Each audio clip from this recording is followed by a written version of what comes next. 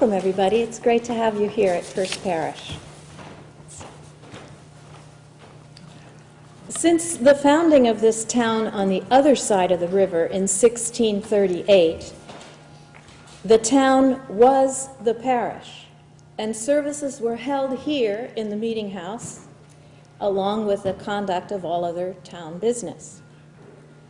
The people regarded the minister as the exponent of a system of truth that they revered and of a faith that they cherished, and they taxed themselves to support it. Great respect was shown the minister by young and old. The Sabbath was observed by a general attendance at meeting house, wherein a 5-hour sermon would be given, broken at noon by everyone leaving here and going to the noon house, which once stood outside between here and the White House. The noon house provided heat, which the meeting house did not have, along with warm drinks of rum and hard cider and food. Then back to the meeting.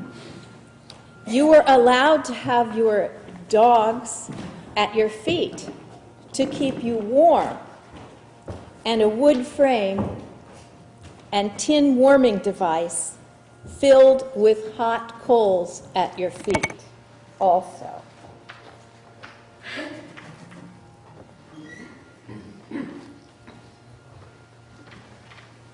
These are reminiscences from Mary Gleason Haynes of her memory of the original First Parish built in 1723 on the same location, but it was a little smaller.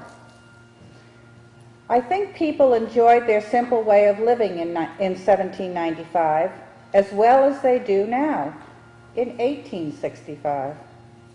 I recollect when the old meeting house was standing, a plain building, cold, with a few boards and a few pews. There are several barns now in town finished much handsomer than that was. The pews, as near as I remember, resembled a little pig pen. There was no bell on the house, but a small schoolhouse stood nearby on the common. It was finished off as poorly as the meeting house. There was a little entryway where they had hung a bell. All that belonged to the town, to ring for meeting or funerals or whatnot. There were body seats below for the oldest people and seats in the gallery for the other people. The most popular took the front seat and had pegs put up to hang their cloaks and hats on. It made quite a show. The singers sat on the same side they do now. The deacons used to read the hymn, 2 lines or a verse, and then they all sang. They had a pitch pipe to pitch the tune, and after a while, there was a bass drum introduced and brought into the town chorale, and did not suit the old people. One old gentleman got up, took his hat off the peg, and marched off. Said they had begun fiddling and there would be dancing next. The children occupied the stairs when the seats were full, and I believe they enjoyed it. They chose tithing men to keep them regulated, but still there was some commotion. There was a minister in each adjoining town, I believe all of one denomination. Old people called it the old stand in order. There was no distinction between saints and sinners, and they all sat peaceable under their own vine and fig tree.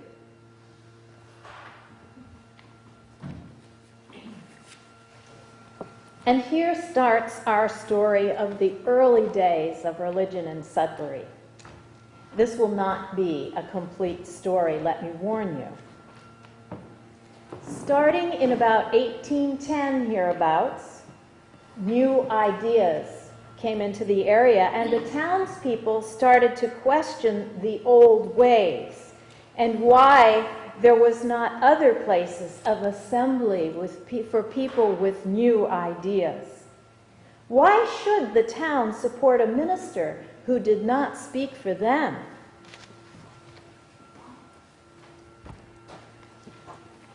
Extracts from the Journal of Benjamin H. Richardson, January 26, 1817. Reverend Rufus Hurlbut was ordained and settled for life. Salary, $650 a year. Snow about 2 feet deep and much drifted. Let me describe what the interior of the building looked like when this building, this meeting house, was built in 1797. There was a large cutout section of the floor, about 20 feet by 20 feet in front of me. And you would have been sitting in cow corrals on the floor below, looking up at me. I would have been on a raised podium attached to the wall behind me, with a sounding board over my head. The owners of the pews sat on the first floor in their corrals, and the poor, the Indians, and slaves would have sat on the benches looking down at all of us. Quite different until it was modernized, as you will hear. Townspeople started in 1823 to go to Marlborough, forming what would become a Methodist church. The families of the Cuttings, Willis, Browns, Noyes, Dudley, Smith, Balcom, and several others banded together and first met in the Northwest Schoolhouse until the town voted in 1835 that a school could not be used for religious meetings. But I'm getting ahead of my story. Let us hear from an eminent Sudbury person, Dr. Thomas Stearns, who lived 2 houses from here, traveling west. His house was painted, the house is now painted beige with white trim. Dr. Stearns was a physician, the town clerk and treasurer, the local historian, and a great observer of nature, farming, and the troubles with the rising differences of opinion about the separation of church and state, about the new religions, and he was the man who kept the parish records and refused to turn them over to what became the Orthodox group, whereas he remained with the parish and helped usher it to become Unitarian. All of the quotes that follow are from his journals. July 1st, 1831. About this time, there arose in the village of Palmyra, New York, a new sect of religious called Mormonites. The principal leader is one Joseph Smith, and an ignorant, illiterate young fellow. Associated with him is an itinerant pamphlet peddler and printer named Oliver Cowdery, and Martin Harris, a respectable farmer of Palmyra. These men claim to have been the medium of a new revelation from heaven. About 2 years since, Smith pretended to have found in the earth, in a spot to which he was directed in a vision, this new revelation, written in mysterious characters upon plates of gold, and a pair of spectacles with curious construction, by the aid of which the writing was to be interpreted. And Cowdery was the only person to whom was given the ability to transcribe this singular language. By means of Harris's property, a book of about 300 pages was printed called the Book of Mormon, or the Bible of the Mormonites. They soon extended their operations into different parts of the country, and more than 1,000 people, many of whom are respectable, are carried away with this strange delusion. They profess to have sensible demonstrations of the deity, the power to work miracles, to have the gift of tongues as the apostles had, and all things are held in common. The Book of Mormon was extensively circulated and read. Mr. Lewis Abbott of this town became a convert to their religion, sold his farm in the spring of 1832, and joined himself to their society. Mormonism commenced in the summer of 1831.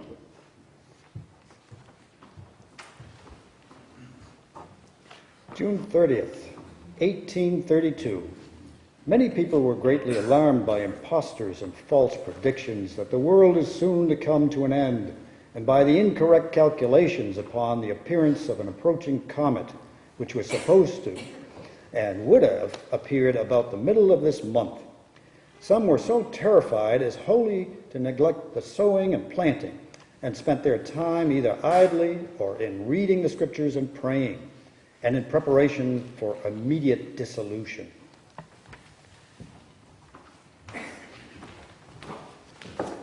January 1835.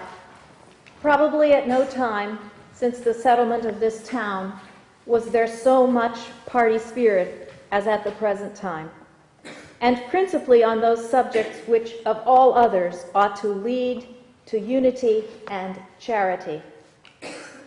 There are no less than 5 religious sects in this place: Orthodox, Unitarians, Baptists, Methodists, and Universalists. Members of each of these sects are bitter against each other, or if they unite, it is only in opposition to a common foe, that is, one of the other denominations. Besides these general divisions, there is the Bible Society, a missionary society, a colonization society, an anti-slavery society, a female charitable society, a temperance society, a juvenile temperance society, and a reformed temperance, it is expected, will soon be organized. Those societies view each other with extreme jealousy according to the degree of interest each sister society is prospered or slighted. And woe be to him who strives to avoid entanglement with any of them. Against such a one, they all unite and persecute without much lenity. How long this state of things will last, God only knows, but we humbly pray that the evil may be productive of some good, but in what way is beyond conjecture. At present, there is no security in virtue among those who profess to have the most of it. The basest slanders are bandied about by those who are most devout and apparently sincere. Treachery and expediency have become nearly synonymous. Both are used with little ceremony as innocent or harmless instruments to parry the assaults of an enemy or to abuse an ally. Since the above was written, a society has been got up called the Society of Friends of Liberty. Means are in prosperous operation for a building of the meeting house for the Baptists. Owing to the injudicious and violent proceedings of the Temperance Society, the cause does not prosper, but is rather on the decline. Party spirit in religious matters is violent and will probably result in some convulsion to the detriment of good principles. Some of our most efficient and moral men, and I may add, influential and worthy men, are vilified with the appellation of unprincipled drunkards.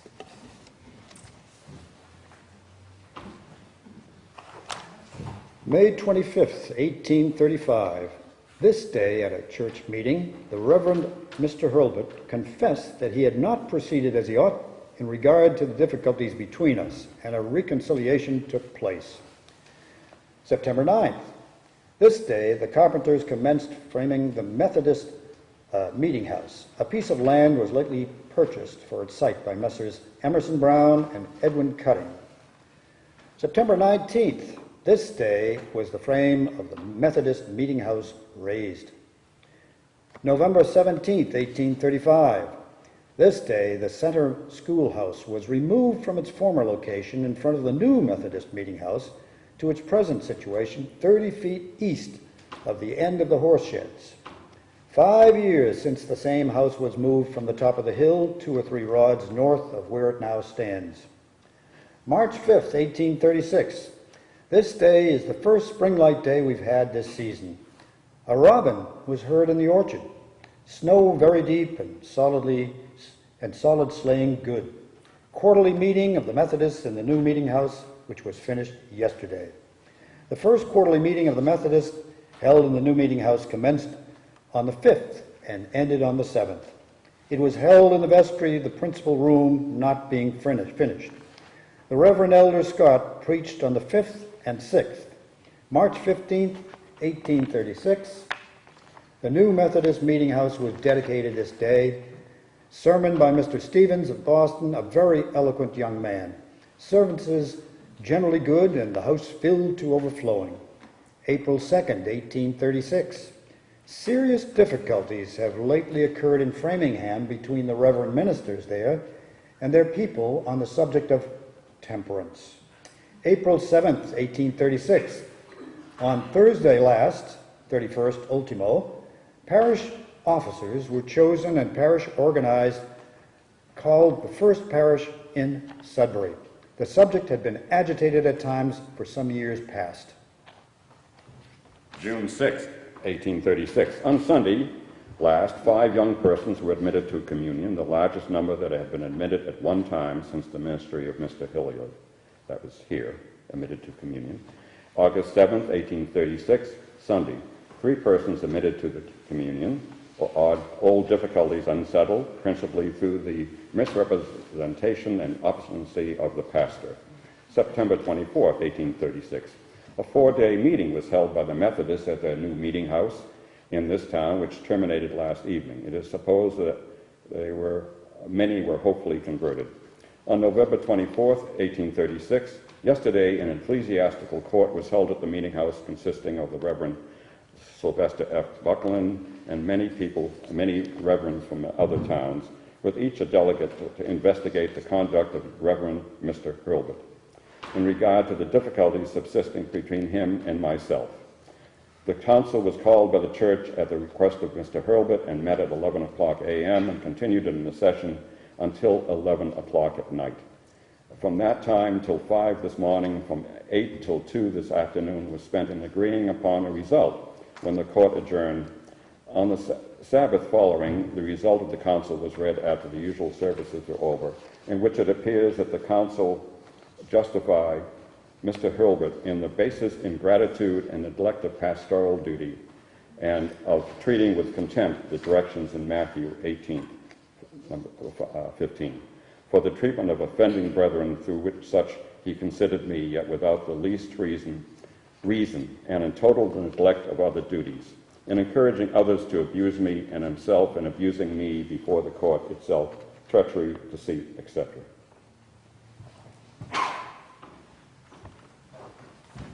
December 10th, 1836. A church meeting was held on the 8th to provide for the payment of the expenses of the late council, which amounts to about $20. So much money worse than wasted, only to gratify the malice of an infatuated clergyman. How many poor widows and orphans might have had comfortable Thanksgiving with this sum? Oh, alas for poor human nature. January 4th, 1837. This day, in consequence of the abusive conduct of the Reverend Rufus Hurlbut and other members of the church, I withdrew my connection from said church. February 23rd, 1837. A petition of the First Parish of Wayland for a change in the trustees of their ministerial fund is now before the legislature. The present trustees are the pastor and deacons of the church and the selectmen of the town for the time being. The petitioners had leave to withdraw their petition. April 7th, 1837. Of this month, notice was posted up in the usual manner for a parish meeting, which is on the front doors of this building.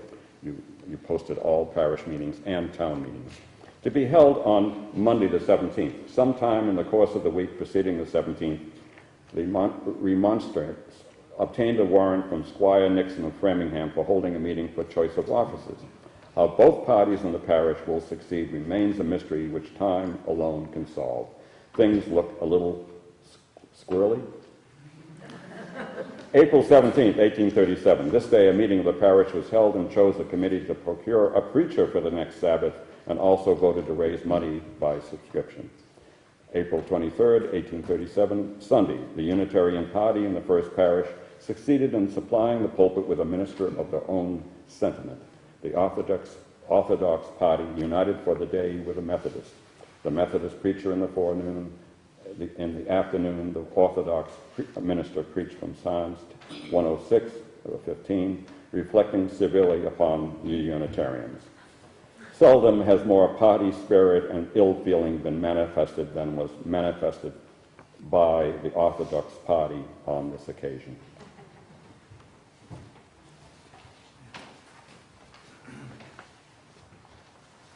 April 24th, 1837.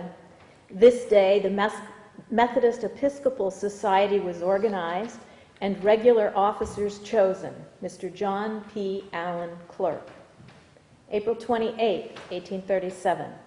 The disaffected party held a meeting in the parish and chose parish officers and transacted such other business as is usually done at the annual meeting. The other party remonstrated against it on the grounds of its illegality. There are now 2 sets of officers in the parish.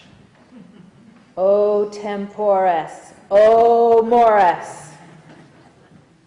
May 8th, 1837, planted corn. Yesterday, Sabbath, the pulpit was supplied by the parish committee. Mr. Hubbard appeared with Mr. Wilder of Concord as a substitute and contested the right of the parish committee to supply without his leave, but the committee prevailed and Mr. Harding of Boston preached. The Orthodox party withdrew and joined the Methodists. May 25th, 1837. A committee from the Orthodox party in the parish called on me for the parish and church books, which were refused. June 14, 1837.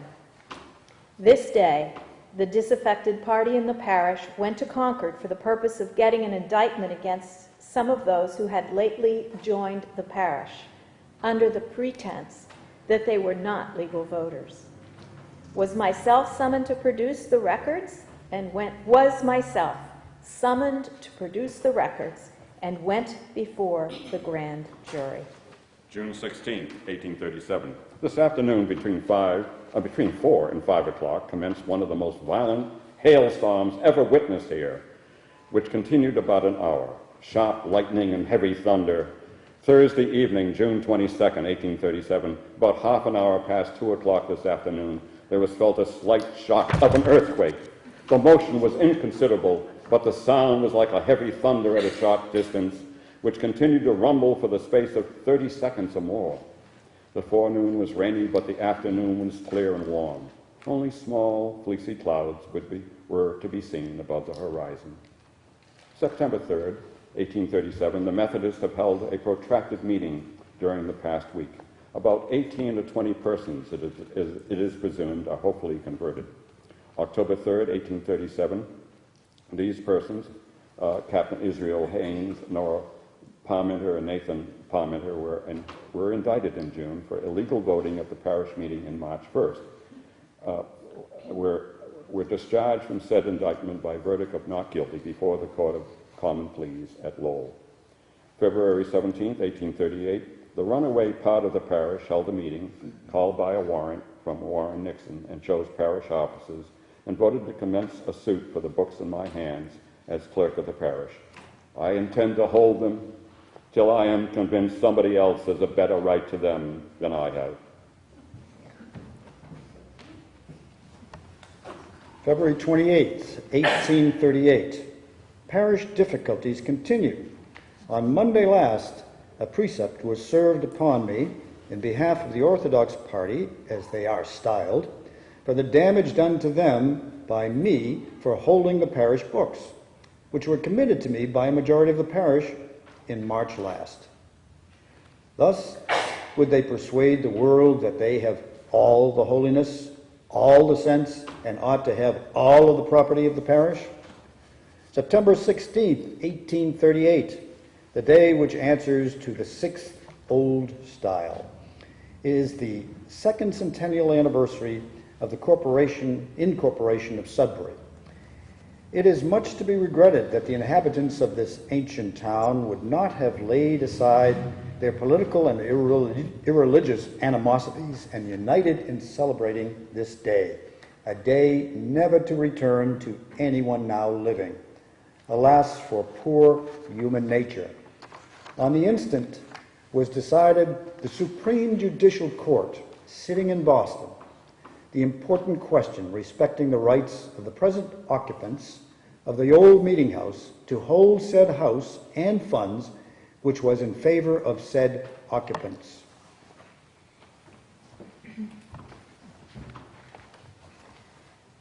Many people were dissatisfied with Reverend Hurlbert's theological views. On a Sabbath day in the spring of 1839 came the break, when, due to Reverend Hurlbert's ill health, he had procured the services of another minister to supply the pulpit for a Sabbath. They arrived at the front doors of First Parish and found them locked. And a minister provided by the parish was preaching. It is said by some that the Reverend Hurlbert commanded his young minister friend bang on the doors until they would be admitted. They finally were. And the Reverend Hurlbert asked if anybody wished to leave with him and walk across the street to the new Methodist church and worship there, which some did. Soon after, the Orthodox group hired a nearby hall and met there until building the Sudbury Evangelical Union Society Church on Concord Road, opposite Goodman's Hill Road. May 11th, 1839. Died this afternoon about 5 o'clock, the Reverend Rufus Hurlbert, 53. Mr. Hurlbert was a native of Southampton, Massachusetts, the son of Mr. Stephen Hurlbert, a respectable farmer of that place. Graduated at Harvard University, 1813, studied theology at Cambridge, was ordained at Sudbury, February 26, 1817. He married Mary, the eldest daughter of the late Reverend Thomas Prentice of Medfield. Wednesday, May 15, 1839. Funeral of Mr. Hurlbert, attended by most of his former parishioners, but not many strangers. Clergymen were present were Reverend Dr. Kellogg, Framingham, Buckland and Goodhue, Marlborough, Packard, Lancaster, Newhall, Lincoln, Hyde of Wayland, and Mr. White, and a number of others. Prayer by the Reverend Mr. Hyde. Sermon by Mr. Buckland. Music on the occasion, indeficient. Mr. Hurlbert was considered as a good scholar, his style of writing neat and, for the most part, interesting. His manner of preaching was bad. His sermons were rather calculated, rather to strengthen than to excite good resolutions. His extempore performances were appropriate, solemn, impressive. He was opinionated, obstinate, and vindictive. And these qualities sometimes got the better of his prudence, of which he had a pretty good share, and at length led him into serious difficulties, from which, if he had lived, he would probably never have been able to extricate himself. August 10th, 1839. The vestry or basement story of the Orthodox meeting house was raised this day. August 14th, 1839, the raising of the meeting house finished, which occupied 3 whole days besides the basement. December 31st, 1839, a reckoning at the year's end. The year past has been remarkably fruitful in most, if not all, of the essentials of life, so that many articles of living are reduced in price, 1/2. Hay, which last spring was $1.33 per load, is now 70 to 80 cents. Pork has fallen from 12.5 cents to 6.25 cents per pound. Beef from 12 to 8 cents per pound. Flour has fallen from 12 cents to 6.5 cents per barrel. A second parish has been organized in the town, a new meeting house built, and the minister who succeeded from the first parish has died. The number of deaths in town is considerably less than an average of the last 30 years, being only 18 in all, 3 of whom were transient people. 6 of this number were children and youth, 7 in middle life, and 5 aged people. January 1st, 1840. The Orthodox meeting house was dedicated this day. Sermon by the Reverend Isaac Hosford of Saxonville. January 2nd, 1840. Pews in the new meeting house sold at a considerable advance on the appraisal. November 21st, 1840. Returned from court at Cambridge, heirs of the Reverend Rufus Hurlbut versus First Parish of Sudbury for recovery of salary for services never performed. Verdict for the defendants. Okay, all correct. Wednesday, March 3rd, 1841. The Reverend Ballard, formerly of New Hampshire, was installed over the Orthodox Society in this town. Sermon by the Reverend. February the 3rd, 1842. The pews in the meeting house of the first parish were appraised, preparatory to making repairs and alterations. February 14th, 1842. The first parish voted to alter their meeting house by dividing it into 2 stories with a view to occupy the upper part only for a place of public worship. April 9th, 1842.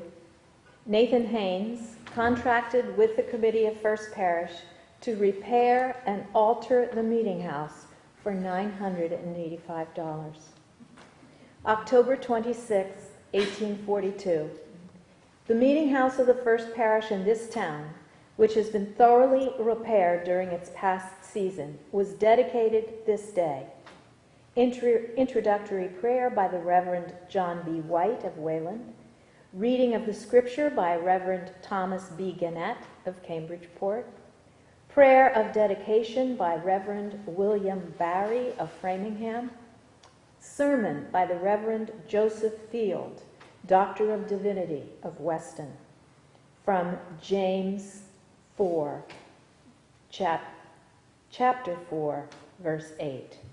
Draw nigh to God, and he will draw nigh to you. Concluding prayer by the Reverend William H. Kinsley of Stowe. The day was fine, and the services excellent. The pews were sold the next day. November 17, 1842. The new burial ground near the meeting house of First Parish was laid out and 16 lots taken up. February 5th, 1843. Various speculations have been made respecting the end of the world. The end of the world! by very many is expected to take place soon. Some have actually become deranged. Others have assumed their grave cloths and waiting patiently for the hour expected, according to their own prediction. Of this number is the wife of Dr. Cowdery and the intelligent physician of Acton, Levi Houghton, of that place, went so far as to give notice by proclamation that there would be a great earthquake on the 11th of January last, warning all to govern themselves accordingly. February 19th, 1843. While Miller, the author of The Wild Delusion, in regard to the end of the world, predicts the event to take place sometime within the present year, others have forestalled their leader and have assigned a particular month and day for the great catastrophe. The present month has been named, but most of the believers have put the time off until April. May 23rd, 1843. This day, according to the prediction of the Millerites, the earth is to become extinct or totally destroyed, and every son and daughter of Adam is to render an account of his or her deeds. The day has passed, and the evening has arrived, and all things remain as they were. Oh, the folly of human vanity. December 31st, 1843. This year is remarkable for the fanaticism called Millerism. Many people in comfortable circumstances, firmly believing that the world would come to an end this year, sold or gave away their property and are now destitute of the common necessities of life, reduced to beggary, victims to one of the wildest freaks of fanaticism the world ever knew.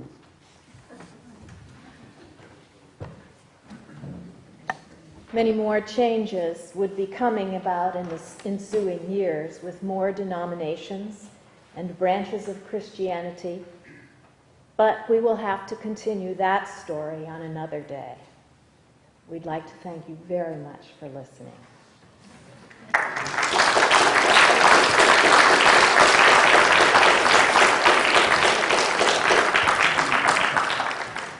If you have any questions, maybe I can answer them, but I'd like to thank Lee, who wrote it, and all the participants.